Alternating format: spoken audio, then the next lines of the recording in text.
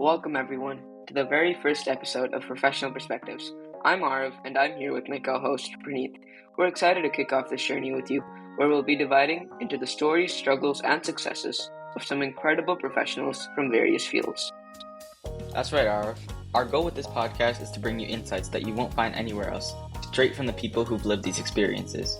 We want to explore what makes those careers tick and how they've overcome challenges, and what advice they have for us just starting out. And we couldn't have asked for a better guest to start our series other than Mr. Swiedler. Mr. Swiedler's journey is a fascinating one. He graduated from the University of Georgia in 1998 with a degree in English, and then taught himself programming on the job, eventually moving into the world of game development. By 2011, he was the lead engineer on the release of Rift, a major MMORPG that made waves in the industry. But Mr. Swiedler didn't stop there. In 2018, he joined Roblox as a manager and was promoted to an engineering director in 2021. What's really amazing is that while doing all of this, he's also an accomplished novelist, publishing his first book in 2020 and second in 2022. Now, as a technical director at Roblox, he's back to coding, blending his passion to technology with his love for storytelling.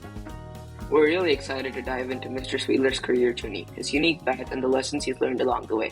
So let's get started, and Mr. Swiedler, welcome to Professional Perspectives. It's an honor to have you as our first guest. Thank you so much for having me. Okay, so to start off, Mr. Swiedler, you graduated with a degree in English and then transitioned into programming, which is quite an unusual path. How did your background in English influence your approach to coding and game development? Yeah, that's a good question. I grew up in the late 80s, and this was like IBM PCs and DOS and stuff like that. And my father and aunts and uncles, most of them were computer programmers.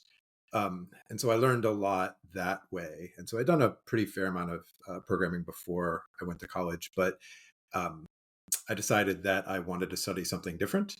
And so I studied English and creative writing and drama and stuff. But then when I graduated, as the expression goes, the English factory wasn't hiring. English is a great degree in a lot of ways, but for getting a job, unless you want to be a writer or a teacher, or I guess a journalist, the options are kind of limited. And so I started working for my uncle's company and learned, so I would say, professional development there. I want to say that self-taught, the expression self-taught, at least in software engineering, what it really, I think, means is taught by people on the job. I suppose I taught myself a lot of computer science and software engineering type stuff, but really I had just dozens of great mentors who taught me by saying, well, here's what we need you to do to write this or do that, and here's how you do it. And I did it poorly, and they told me how to do it better, and that's how you learn anything. So I never really took any formal computer science classes, but I had a lot of really good teachers. So, what challenges did you face, like being self-taught in programming, and how did you overcome them? Yeah, there are a lot of them. I have always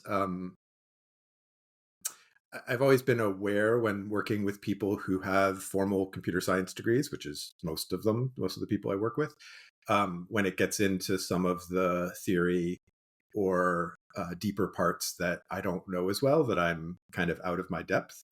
But what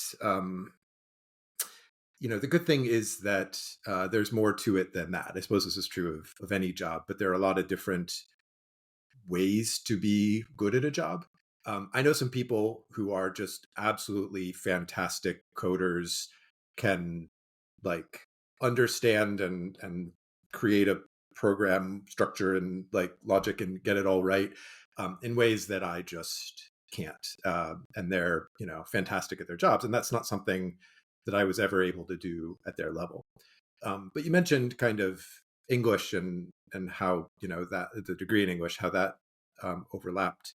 It actually turned out to be pretty useful to me because, especially getting into management, but even before you're officially managing people, being a leader requires higher emotional intelligence. It requires understanding people. It requires good communication skills.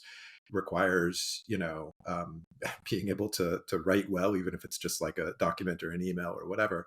And and I found that I had a lot more, a lot of neighboring skills that serve me well.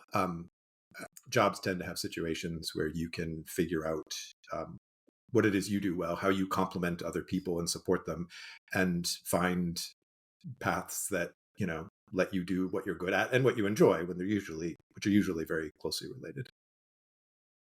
Yeah. So you started in game development in 2005, and then you worked on the release of Rift as the lead engineer. So this must have been a significant milestone. What were some of the key lessons that you learned during this time and that still influence your work right now? Um, that's a good question. First, this is kind of pedantic. I was a lead engineer on Rift, not the lead engineer on Rift. Mhm. Steve Chamberlain is who I sort of changed a lot, but the lead engineer on Rift, I think, was Steve Chamberlain, and he's a fantastic engineer, and I don't want to take his credit. I Yeah. worked on the server side. I was one of the lead server engineers. Um, that was a really amazing experience working on that project.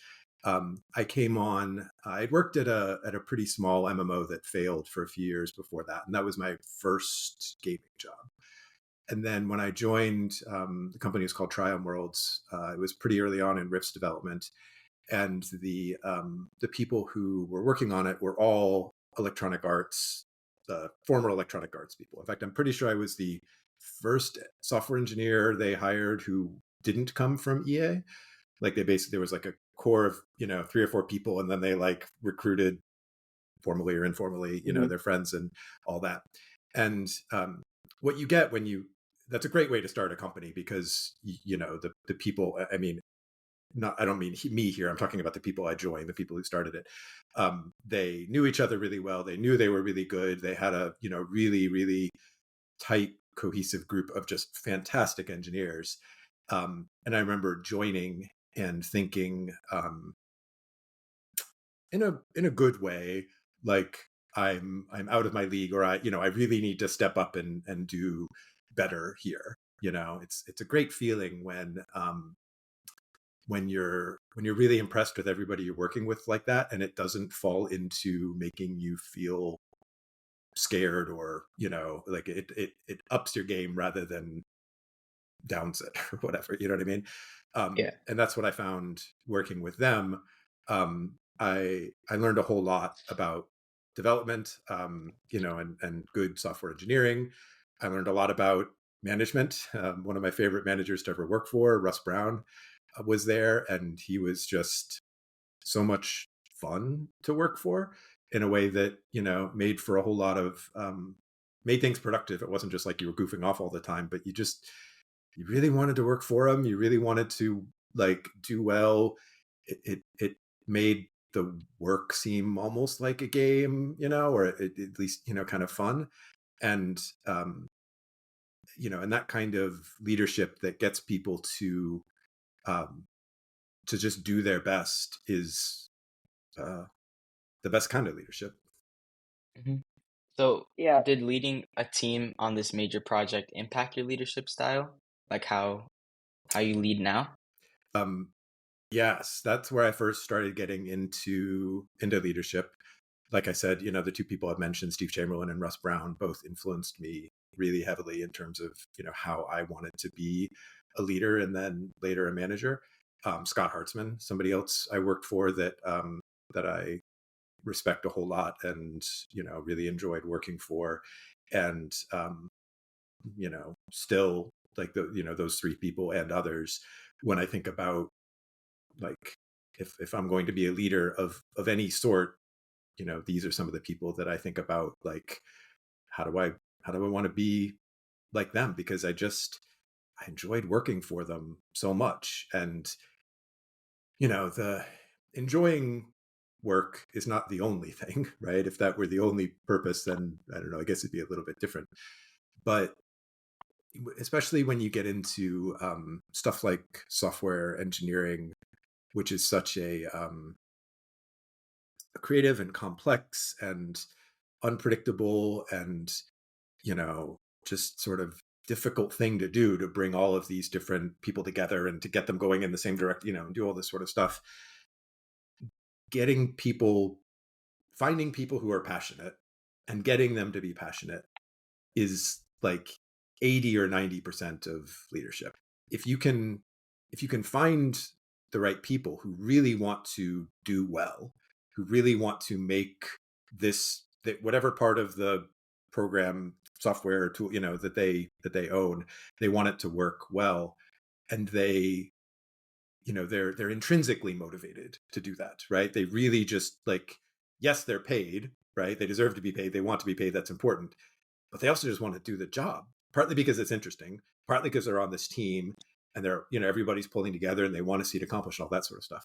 If you can find those people and keep them feeling like that, then it's like having, 100 rocket motors attached to your project or whatever. All of these individual people are all like really trying to push it forward, as opposed to, I don't know, the only other analogy I can think of is like 100 horses that you're sort of whipping, you know what I mean? Trying to get them to go. And yeah, I guess they'll go if you give them food or if you whip them or whatever. And Mm-hmm. having people who can find those intrinsically motivated people and make them want to work for you, basically, right? If you could find them and say, like, hey, come and work on this project because it's a lot of fun and we're doing it, and we're going to achieve it and it's going to be really cool and it's going to be the sort of thing you want. Finding those people and being that sort of leader, it just accomplishes so much. Mm-hmm. Mm-hmm. You moved to Roblox in like around 2018. As a manager, marked the shift from, as you said, like technical coding, hands-on coding to leadership.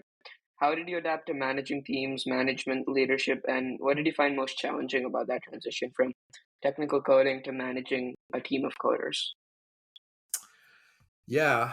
And definitely what I found most difficult was actually making the transition away from coding. Um, when I started, I was a manager of 3 people, which meant I could still do a lot of coding, and I did, which was good because it meant that I got familiar with the code, and that really served me well later. But I remember my manager at the time telling me, Chris, once the team had gotten a little bit larger, you're a manager now. You shouldn't be doing any coding. You have more important things to do, basically. And I don't know if everybody has the same struggle, but I've seen a lot of people have it, and this was certainly my biggest. The hard part of that transition is really understanding the value of those other things you can be doing, because you're used to, in this case, coding, and like that means, say you have like this list of bugs or features or whatever, right? And you have like X number of people and they're all working on stuff, and you still have a lot more stuff you want to do, and so you're sitting there going, all right, what am I going to do today? It's really, really easy, and it makes some logical sense to say, well, I'm just going to go fix one of those bugs, I'm just going to go implement this feature, I'm just going to go do this thing, because it's like immediate results, basically, right? Mm-hmm. And it's what you're already used to, and it maybe is an instant gratification, but it's sort of the gratification you're used to. I fix the bug, check it, do that, and like, it's good. um and it's hard to get away from that. And even if you intellectually kind of understand, well, there are other things I should be doing as a manager, they're much more nebulous and long term, right? Like if you stop doing anything as a programmer, um, you could sort of easily identify, well, there are fewer things getting done, right? We're like, we didn't get that feature done on time or whatever. If you stop doing anything as a manager, there are actually no immediate side effects, right? Like, there's a lot of inertia to the team, and you're not really the motive force of it, in that analogy of all those rockets, you're just sort of guiding it a little bit. It'll keep going in a good direction for quite a long time, right? Mm-hmm. At least a reasonable direction, right? And so the way you evaluate how you're doing as a manager is something like, you look out, many months or even years in the future, or you look back months and years in the past, and you see, what have I done that has helped us, get to a better place?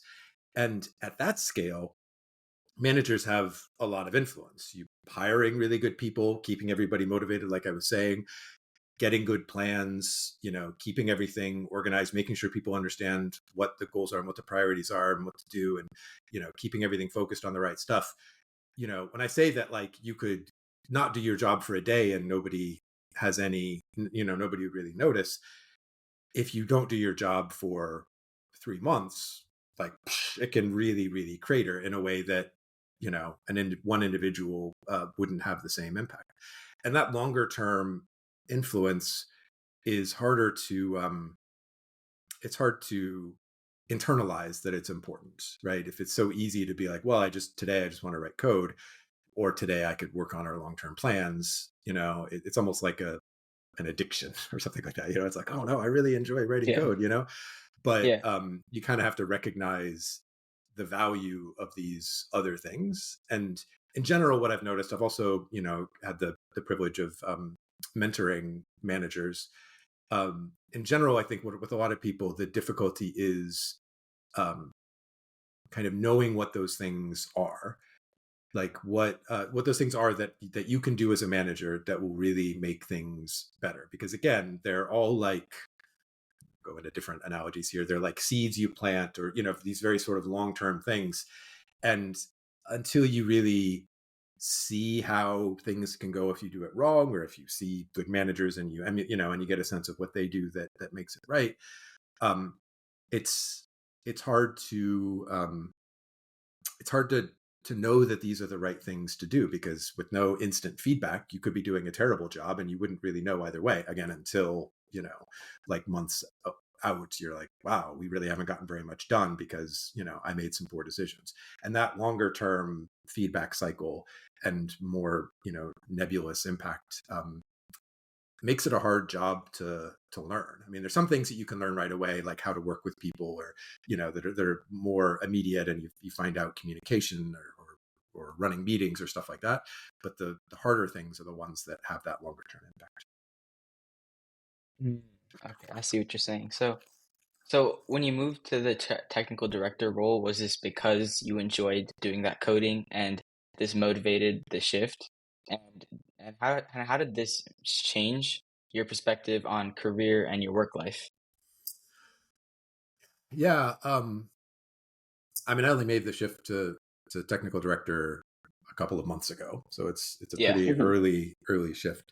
But basically, what happened is, when I joined, and I told you I was a hands-on manager of 3 people, uh, my style was a good fit for the company at that point as a manager. If you're managing 3 people and it's a smaller company, you need to be, it's more startup mentality type stuff. I'm sure you've heard that sort of thing. There's, Yeah. you're just sort of running a bit leaner. You're not planning everything to death. It's more like, okay, what are we doing next? Now, I wasn't there in the very early days of Roblox. I mean, it was 400 people, I think, when I joined, but Hmm. it's 2,500 now. So there's been a pretty big shift. And of course, also now we're a public company. And back then, um, my skill set, like I was telling you earlier, how I sort of found things that I did well in addition to coding, and that sort of turned out to be a skill set that was useful, was a pretty good fit. Now, I still had a whole lot of things I had to learn and grow. I don't want to make it sound like I was, a perfect match when I walked in the door, but in general, I was a pretty good fit. What I found as we got larger and larger is that you kind of you definitely need people who are more focused on management. They still need to be technical, but the problems of people and organizational management grow as you become a more mature company. The impact of doing them poorly grows. And so, I learned a lot about organizational management. I had some really good teachers and mentors, like on the coding side. Uh, but eventually, I got to a point where I started to feel that uh, it wasn't a great fit anymore, partly because maybe I changed a little bit, but more because I think, the expectations of the role had changed. And I always did enjoy coding. And so there was an opportunity for me to move into a hands-on role. And so I took it.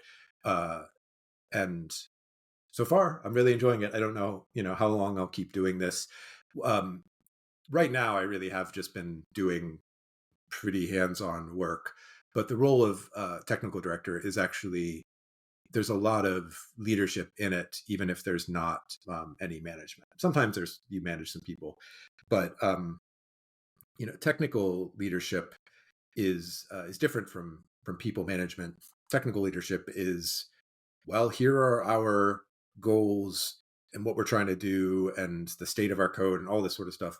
Here are the technical things we ought to do to get there. Here's a plan for making this work.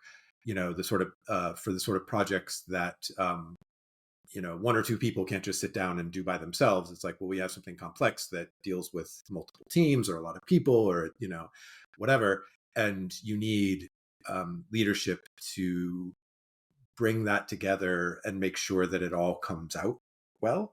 And so the my my job previously had more of that, right, when it was a hands-on manager, and now I'm kind of getting back to doing, I guess, just that, which I enjoy.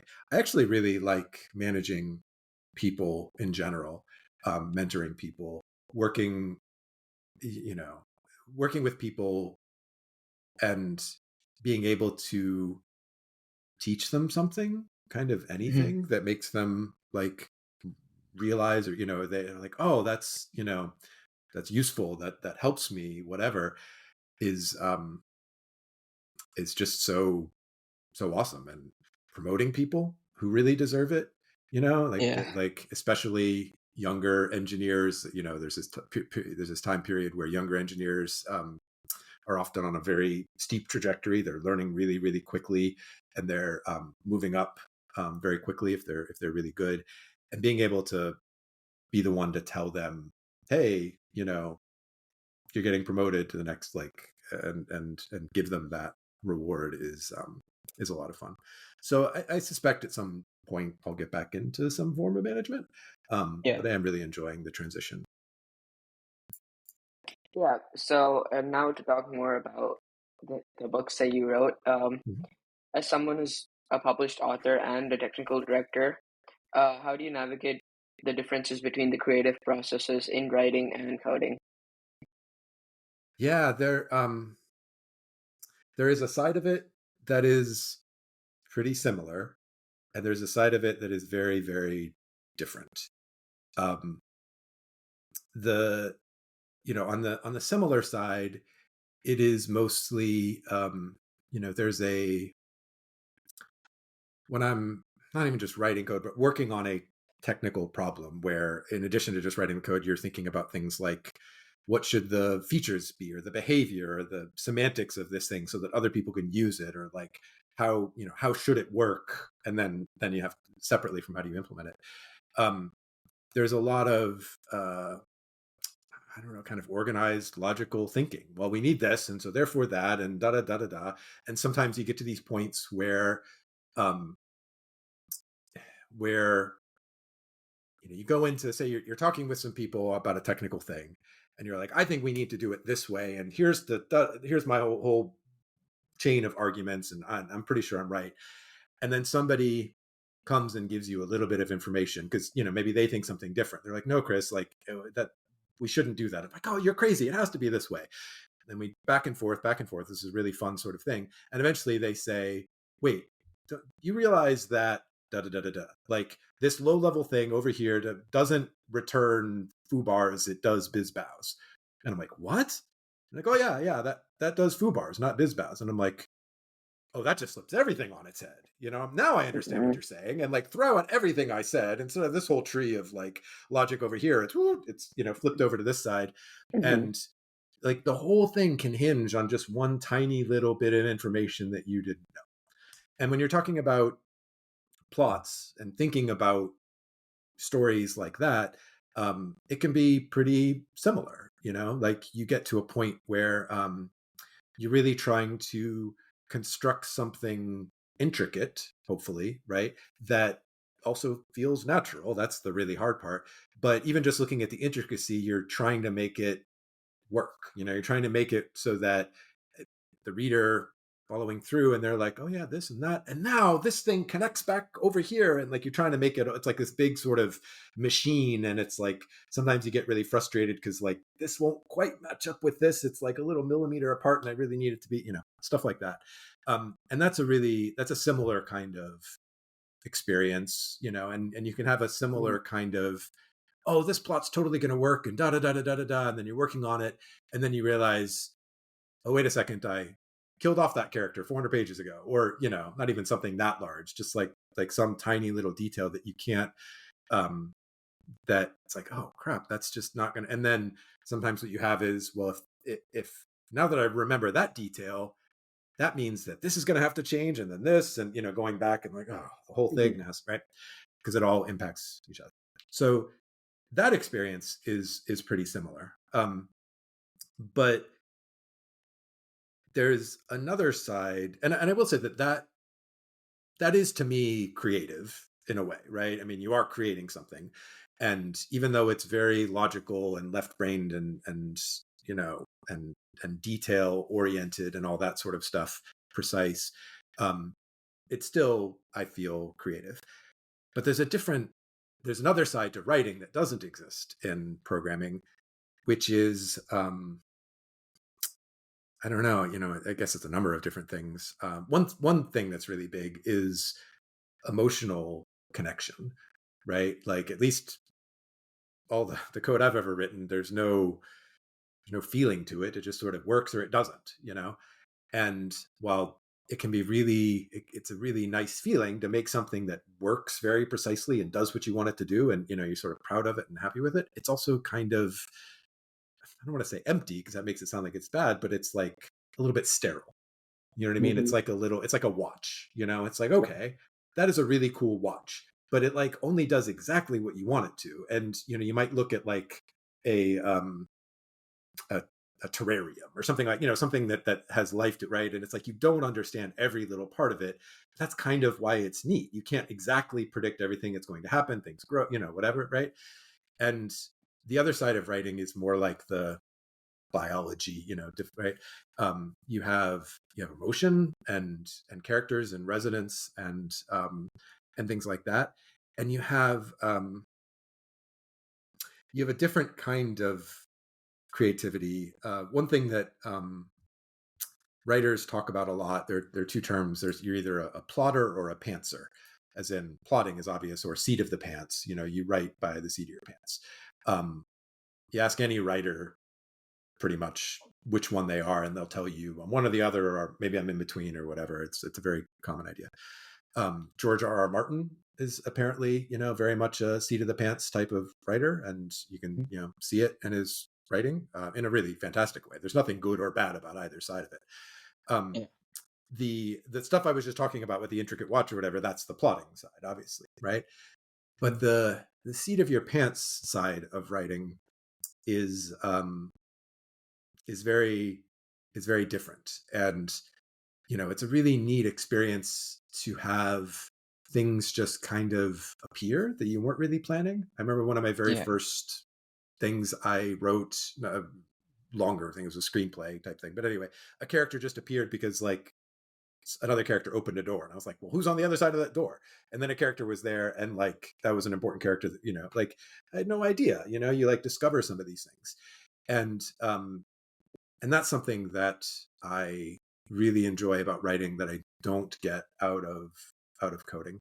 And balancing those two things is really difficult. I have a great writer and mentor, Sharon Bridges, who I go on writing retreats with sometimes, that she hosts, where people all just kind of sit around and write. Anyway, and at one point, I was trying to like plot out this thing, and she was like, "Well, do you really?" If you do that, are you gonna want to write it when you're done? I was like, oh yeah, totally. And I was thinking about it. I got it all plotted, and then like a couple of months later, I called her. Well, I probably texted her and said, "You're right. I don't want to write it anymore," because like there was nothing left to discover. Again, it was that sort of watch type thing, and you had an idea of what it was going to be like, but now it wasn't very much fun to actually. It's like you're building something almost that somebody else had the idea for, and like that's not really the fun part. And so, like, one of the most difficult things about writing, in my opinion, is being able to balance. Well, you got to have some amount of planning, but you can't over plan, and you got to keep yourself like excited about it, but you have to have some direction. Like there's these balancing acts where you can't really fall off in any direction, or you're doomed. Mhm. Not really doomed, but becomes a lot difficult. Yeah. Uh, so, with publishing two novels, In the Red and the Orpheus Plot, how was the work in publishing them? You kind of touched on that, but like, I would imagine that your career is obviously very demanding. So, how would you find time for it, and how was the writing process? And also, did you being an English major help with that, and how did it help? Yeah, definitely. I mean, I studied English and creative writing, and that was very helpful. And I kept taking classes or working with people. Sharon, that I just mentioned, was somebody I met 15 years ago or something like that. Taking a class from her. Um, but yeah, actually, it's funny. I studied English and creative writing, and at that point, I mentioned how I chose not to study computer science. Well, that was more than just a decision. It was almost like uh, I am going to be an author. You sort of put a like big, I don't know, you project something really big, in the future. I'm going to do all these sorts of things. And it was a really cool idea until one day, not long after I graduated, I stopped and said, like, do I really want to do this much? Like, I like doing other things. I like that programming stuff. That was kind of fun too, wasn't it? Like, I also like playing music. Like, why did I decide that this is like the one thing, I'm ever going to do? And so I actually took a break for a long time because I said, all right, well then I'm flipping in the other direction. I'm not writing anything until I just really want to write at that particular moment. I'm not going to push myself at all. I'm just going to, And so I didn't do any writing for 10 years or something like that, really. Um, but what happened is I had kids, and um and I don't know exactly what about having kids made me start writing again. I mean, I have some ideas, but started writing some short stories and stuff. And um and I noticed after a while that they all had some sort of theme of parents or children or whatever. Okay, well, there's a connection there, which is part of the reason I ended up writing young adult, middle grade fiction. Those two books, it Mm-hmm. sort of came out of that. But what I found was that, in those 10, 12, I don't remember how many years in between college and having children, I had so much time on my hands. Man, when you don't have kids, compared with when you do have kids, like your free time difference is like, it's like days per week or whatever, something. Um, and so I had all this time in the world and I didn't use it for writing. And then I had kids. I had twins, right? My wife and I had twins. So it was like, double whammy, so to speak. And so then our lives became just this very regimented, like almost every hour of the day, I'll be feeding them like, this time and you'll be feeding then, or, all of this sort of stuff, except for like if I woke up until about 7 o'clock, any time before 7 a.m. was mine. I remember that. And so somehow it was easier for me to be disciplined about writing between like 6 and 7 in the morning every day, when the other 23 hours were dictated and planned out and very strict, than it was for me to spend an hour writing when I had, 24 hours to choose from during the day. It's kind of like that, like when you have so much choice or so many possibilities, it's like, oh, I could do anything. Like you have, like we do now, like a million different, you even call them channels anymore, but, all the things you can watch on TV or streaming or whatever. Like sometimes you might end up watching nothing because you have so many choices, and you can, like freedom sometimes just makes you, not push. Whereas when I grew up, it was like three main channels and like a couple more, and like you're gonna watch one of those, or sometimes it the constricting like helps a little bit. Anyway, I found that it was it was easier to be disciplined because the rest of my life was being disciplined. So I started out just writing an hour a day, and I kept that up Hmm. for many, many years. And when you start writing like that, you are learning as you go. I mean, eventually I wrote some short stories, and then I wrote the first draft of In the Red, which was terrible. I still have it somewhere. It's really bad, but like I finished it. It was, you could kind of call it a novel, right? Um, and I realized, well, I could do it better. Now that I've done it, I could do a second draft that was better, right? And so I did a second draft, and it was a lot better, right? It was still pretty bad, but it was better. And then I did that again, taking lessons, taking lessons like classes, and working with people and mentors, and critique groups and all that sort of stuff, going to conferences, and kept getting better and better as I wrote each draft. I mean, the book got better because I was getting better, and every draft was, well, better. And I think somewhere, depending on how you want to count, like draft 7 or 8, um, I finally I got an agent. You have to send off, query agents and say, oh, I wrote this book and blah blah blah, and they read the part of it and they ask for the rest of it if they like it. And so um, I started working with a great agent, Bridget Smith at Jabberwocky, who's still my agent, and then she helped. We got we started working with an editor at HarperCollins, and that experience was great.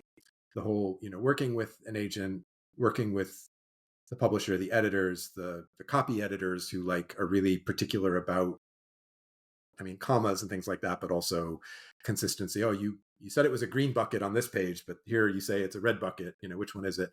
And all that sort of stuff. The cover artists, all of that sort of stuff. They're all professional people whose job is to like make your book better or get it out to people and have it be good.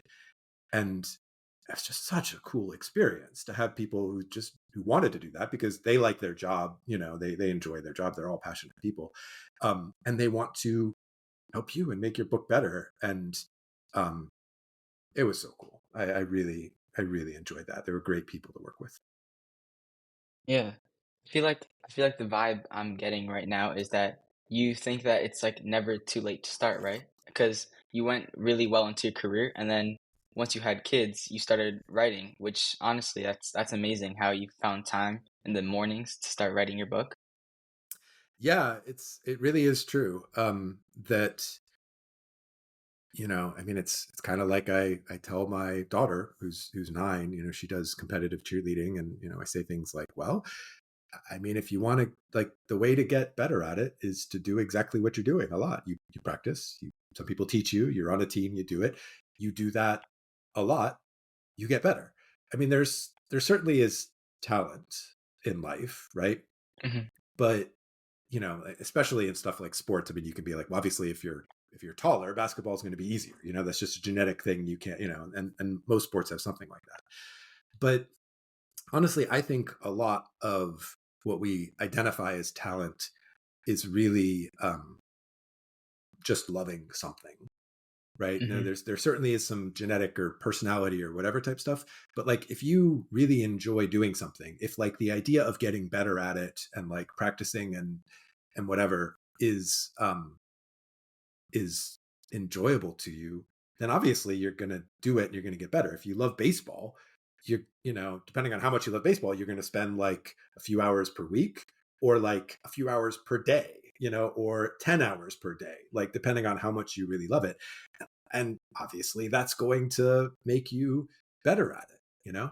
So figuring out what are the things that you love and would like to get better at, and then applying yourself to them, just like I was talking about with my daughter, um you get you get better. And so you're Yeah. absolutely right that it's never too late to start to to start that process. In fact, one thing I've realized more recently is that it's also okay if you don't have any plans, or if you know that you would never be like professional level good, right? Like music, I've always enjoyed music, playing drums and a little bit of other instruments, but I've also always known that I'm never going to be a professional musician, songwriter, or anything like that. And Mhm. so part of me sometimes would think, well, therefore, what's the point in investing time in it if I'm not going to be like really, really good? If it's not one of my number one things to do, it's like, but that's not a, like, having that kind of all or nothing mentality isn't super great in my opinion now. Like if it's something you enjoy doing, even at like it's like my number 4 favorite, hobby or whatever, right? Well, Mhm. do it as much as your number 4 favorite hobby demands, so to speak, right? Like pursue Yeah. it too. And don't say like, oh man, the song is terrible. I'm never gonna, be Taylor Swift or whatever, songwriter you want to insert, right? Like, have fun doing it and producing something and getting better and enjoying it. And you're absolutely right. That can start at any point in your life. Yeah. Uh, so, like you said, it's important to find what you love for like people listening onto the podcast, like middle and high schoolers. For those people who are interested in writing and going down the path of maybe becoming an author and would want to start on a few projects in like high school, what advice would you give to them? Like how to start, how to approach the task, because obviously it's a very big task to write something, and how would you go It's about it? true. Um, Stephen King has a book on writing, literally called On Writing, that's fantastic, and most writers have read it. And I'm pretty sure it's in that he says, um, in order to be a good writer, in order to be a writer, you have to read a lot and write a lot. He's not aware of any other shortcuts. And that's absolutely true. And that's true for, say, music. You have to listen to a lot of music and you have to make a lot of music. You have to look at a lot of paintings and you have to paint a lot. And so it's a very basic piece of advice, basically to write and read, right? The one thing one asterisk I'll attach to that, and this is especially true for me. I mentioned that at one point I was working on screenplays and stuff like that. Um, in my opinion, movies and television and plays are, well, obviously there's a writing component of those. And if you watch those and you're focused and you think about the story or you're experiencing the story, um, that's very similar to reading. Does that make sense? Like I Yeah. read, but I also really like watching movies and and it's a very similar kind of experience. So you don't have the words as being like literal words on paper as the thing you're consuming, but there's stories and characters and all that sort of stuff. So when I say like read, it really is like consume the sorts of things that you would like to produce, so to speak, right? It's like, wow, I really love Marvel superhero action movies, or I really love, whatever, romance novels like this, or whatever the thing is, right? Um, Read them. And the good thing is you probably do already, right? Like if you want to be a writer, you almost always do this. And then try to write things like them. And it's easy, it's definitely easier to not try to do something that is only done if it's gigantic and takes like 100,000 words, because, well, that's just a really big endeavor. And if you're learning so much and growing so much and all that sort of stuff, that like it's better to start off with smaller things, shorter things, or whatever, and sort of figure out what it is you want to do until you get to the point where you're like, oh no, I really want to sit down and write something that's like 80,000 words. But if you got an idea for a full length novel and that's what you want to do, then great. The thing that I think is really, really important as you do that is to maintain your excitement level about it. That's really difficult. It's kind of like I was mentioning about how the teams that work really well and produce, like on the software engineering side, are filled with like people who are really passionate about what they do. They're passionate about it in part because they feel that what they're doing is really good. They're building something good and it's moving towards something good and it's going to be something that people are going to like. If they thought it was going to be terrible, they wouldn't be so passionate about it. And the difficult thing when you're starting out is that you're not very good. Of course, you're not very good. You've hardly done it before, right? You start out and like what you're producing is nowhere near as good as what you're consuming and enjoying. And that's really difficult thing. And it can be really frustrating. You want to make a piece of art that's, forget like, Michelangelo or whatever. It's like your favorite comic book artist or whatever. And you draw it and you're like, oh, it doesn't look anything like it. And if you let yourself fall into that kind of comparison or frustration or whatever, you're maybe not doomed, but like it gets really, really difficult. In fact, it's often much better people have written about how, like, there's another factor, which is your ability to understand how good what you've done is, right? And so it's actually better if you don't really understand how far the gulf is between what you're doing and like the professional version is. Because if you think, oh man, I've just produced something that's pretty good, or I'm working on something that's pretty good, then you're going to do more of it. You're going to, and that's really important, right? Yeah. As you get better and better, you start to realize, oh, this isn't as good as what I thought, right?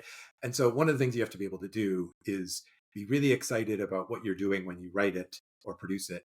And then when you're done, be able to look at it with a critical eye and say, here's what could be better about it. Here's where it really is. I'm not fooling myself into thinking that I've just produced, the next great American novel or whatever. And then be able to like work on the next thing with that excitement that says, this is awesome. This is going to be great. I'm super excited about what I'm doing. And then be able to finish it and not just rush off and hand it to an editor and say, this, you should publish this, because if you've been doing it for, a year, there's no way for you to be good enough. You got to repeat that process a whole lot of times before you can be good enough. And maintaining that excitement level while also being realistic about what you're doing is really difficult, especially when you're young. So having achieved success in all your fields, what's next for you, and what challenges or projects are you excited for?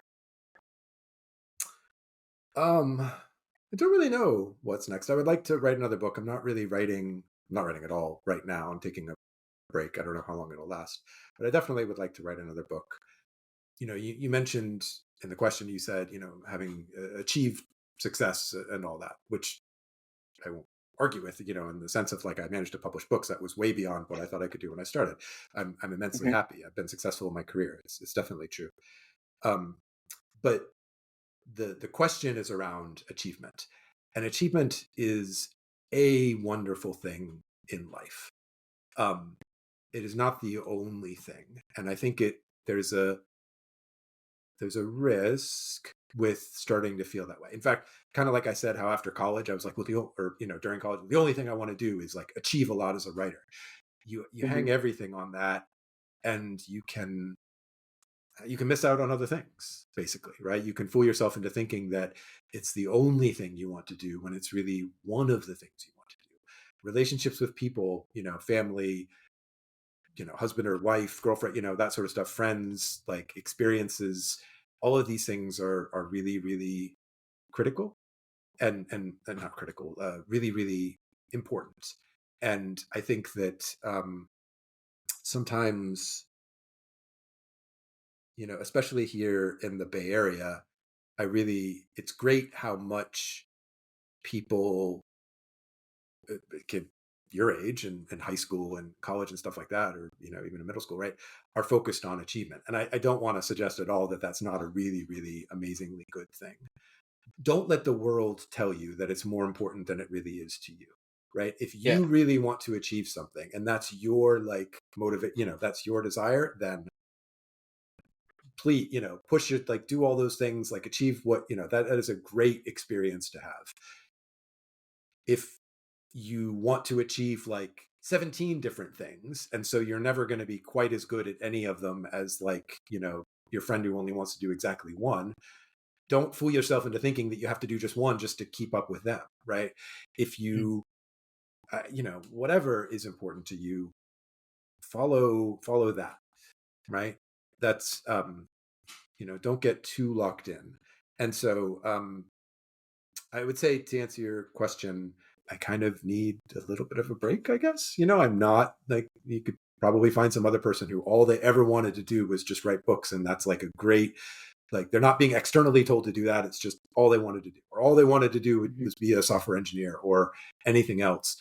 And they would tell you, no, no, but this is what I wanted. I'm gonna achieve something more next. I'm gonna get better. I'm gonna get better, and that's a great thing for them, right? Um, Mhm.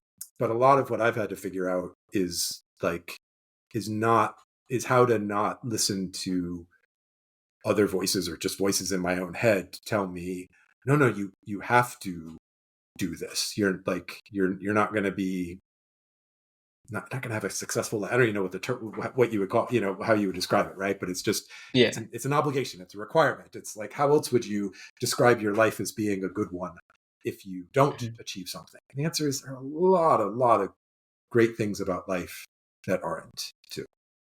Yeah. So kind of like a go with the flow, just live your life, kind of. Figure out what's important to you, right? Mm-hmm. And pursue those things, and don't let anyone else tell you what those things should be, because you'll just pursue things with a priority or a direction or whatever that is going to, it's just not, it's not right. There's a mismatch, right? It might be that you like baseball a lot, but maybe a parent or coach or friend or whatever sort of convinces you that you should do nothing but baseball or whatever, right?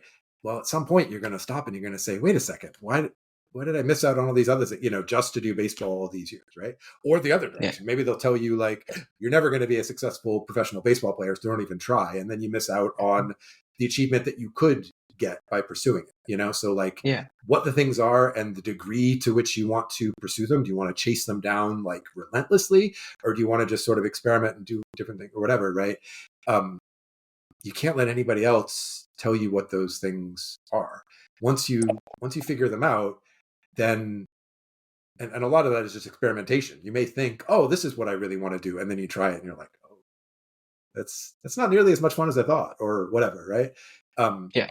But once you kind of figure it out, like, yeah, these are the things I really want to do, and the degree to which I want to do them, then you can apply, then that sort of, you can derive from that, right? Well, all I want to do is just every waking, I'm going to write in the mornings and write in the evenings, or I'm going to practice this in the mornings and do, it sort of flows out from that, right? And you kind of know from that what you want to do with it. Yeah, this is amazing tips and stuff. Thank you so much. Well, thank you so much, Mr. Swiedler. Thank you for your time and everything, for coming out here and doing the podcast. Yeah, thanks for having me on. It's been a really great conversation. I'm glad I could help. And I have to say, I was not achieving anything like a podcast when I was your age, right? So, you guys are pretty impressive. It's clear that you guys have a good idea of the sort of stuff you want to do, or just that you want to do, things, right? And that's great. So I really look forward to, as seeing as you get older and sort of figure this out a little bit more and achieve more and more, just seeing what you guys can do, because you're clearly off to a really great start. Thank you. Thank you. What a great discussion. Mr. Swiedler's story really shows how you can carve your own path, no matter where you start, and how combining different passions can lead to something truly special.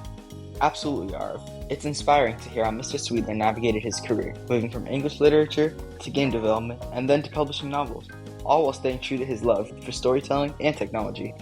We hope you all enjoyed this episode as much as we did filming it. If you did, please subscribe to Professional Perspectives, leave us a review, and share the episode with someone who might find it inspiring. Also, please make sure to check out Mr. Swiedler's books, In the Red and The Orpheus Plot. They're amazing books, just great books, sci-fi books. And don't forget, this is just the beginning. We've got a lot more exciting guests and stories coming your way, so stay tuned. Thanks for listening, and we'll see you next time. Until then, keep pushing the boundaries of your own potential. See you soon.